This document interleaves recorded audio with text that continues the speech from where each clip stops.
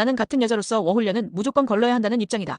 표면적으로는 영어 학습과 새로운 경험을 위해 떠난다고 말하지만 실제로는 살인적인 물가가 압박하는 현실 앞에서 남자 없이 버티지 못하는 경우가 대부분이다. 호주나 뉴질랜드 같은 곳에서 영어가 아쉽지만 돈이 되는 직종은 정해져 있다. 광산에서 채굴하거나 건설 직종 또는 고기 공장 같은 곳에서 전기톱날을 쓰면서 일해야 하는데 이런 곳은 손가락 절단된 사람들도 제법 보인다. 위험하거나 지게차나 나름 면허 있는 전문 기술이 필요한 분야인데 한국 여자들은 이런 건 절대 하지 않고 할 수도 없다. 결국 선택하는 건 딸기 농장에서 과일 따기나 호텔 서빙 같은 잡일인데 월급은 한국에서 알바하는 것과 별반 다르지 않고 이걸로는 생활비를 감당할 수도 없다. 이런 잡일도 정말로 구하기 힘들기에 시골에서 더 시골로 들어가야 하고 그리고 식당 서빙으로 대도시에 살려고 하면 같은 한인 가게에서 시급이 반토막 되어 받는 경우가 대부분이다. 호주의 시급이 2만 원이 넘는데 당연히 월세나 생활비가 비싸지 않겠는가. 한국에서 월세와 공과금도 안 내고 물건 살 때조차 할부로 하고 마통의 경제 개념 없고 돈을 못 모으던 여자들이 해외에서 무슨 돈을 모으겠고 자립심이 생기겠나. 살인물가에 치이다가 결국 남자에게 얹혀 살거나 스스로를 파는 쪽으로 발을 들이는 것이다. 이 수수는 딱 5개월이면 모든 여자가 동거를 하고 있다고 봐도 된다. 내 친구들은 호주 온 지 2개월 만에 같은 농장 애들이랑 다 한 방 썼다. 단지 딸기를 대신 따주고 자기 바구니를 좀 더 채워줬다는 이유로 동거를 받아들였다. 더 심각한 건 우리나라 여성들의 기만적 행태가 워홀에 가면 더 노골적으로 드러난다는 점이다. 안 그래도 평소에도 겉과 속이 다른 면모가 많고 기저에는 상대를 속이고 기만하는 태도가 깔려있는데 외국에 나가면 누가 알겠냐는 생각으로 모든 행동을 정당화한다.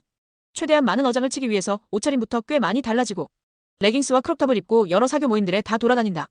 호주 카톡 오픈 채팅이 범람하고 인맥을 최대한 넓히려고 하며 오늘 식당 종업원같이 보이던 여자애가 틴더에서 봤던 애라는 이야기를 듣고 그냥 스스로를 팔 수 있는 모든 곳에 노출시킨다고 보면 된다. 더 많은 자원 중에서 고르려는 심산인 것이다. 소개팅 앱과 술파티를 전전하면서 한국에선 절대 안 하던 행동을 아무렇지도 않게 한다. 홈파티 중에 빈방으로 들어가거나 화장실로 들어가고 뒤로든 어떻게든 퀵으로 즐기고 나오고 그걸 또 헐리우드 감성의 단순한 추억이라며 좋게 포장한다.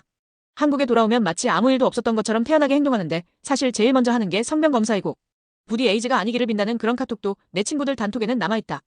여자들은 피임액을 국제 배송으로 사서 상시적으로 먹고 있고 지조나 신념 같은 건 찾아볼 수 없다. 자신이 성상품이 된다는 걸 누구보다도 잘 알고 있기 때문이다. 대마초는 케바케이기도 하지만 담배 피는 애들은 거의 다 한다고 보면 된다. 처음엔 단순히 경험이라며 가볍게 시작하지만 그게 일상화된다. 그리고 대마 피거나 물담배 했던 것들을 아주 자랑스럽게 얘기하고 다니기도 한다. 여초에서 그런 경험을 괜히 공유했다가 실제로 고발되어 혈액 및 머리카락 검사를 받은 사례들도 꽤 있다. 그리고 종종 영어가 꽤 많이 늘어서 오는 케이스들도 있기는 하다. 얼굴이 좀 반반하거나 몸매가 되는 케이스의 한국 여성들이고 소개팅 앱에서 호주 현지인이나 영어권 아시아인을 만난 케이스이다.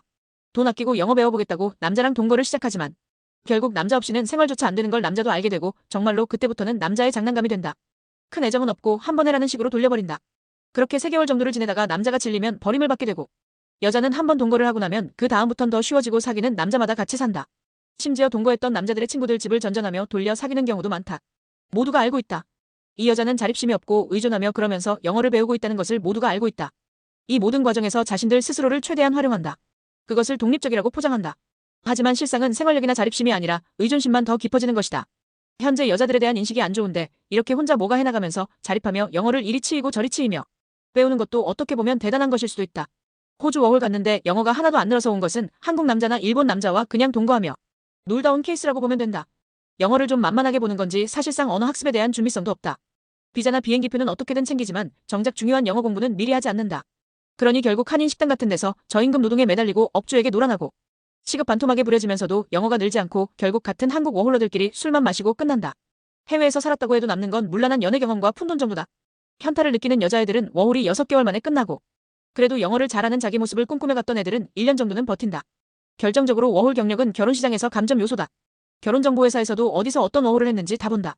왜냐하면 워홀녀들의 삶이 얼마나 성적으로 개방적이고 얼마나 쉽게 동거하고 대마와 술파티에 노출되는지 다 알고 있기 때문이다. 바보가 아니다. 아무리 숨기려 해도 그 생활의 흔적은 태도와 사고방식에서 다 드러난다. 나는 다르다. 그래, 다를 수 있다. 하지만 우리가 이레즈미 문신을 한 남자들을 어떻게 보는지 다들 알고 있을 것이다. 호주 워킹홀리데이를 갔다 왔다고 한다면 한 번 다시 재고할 필요가 있다.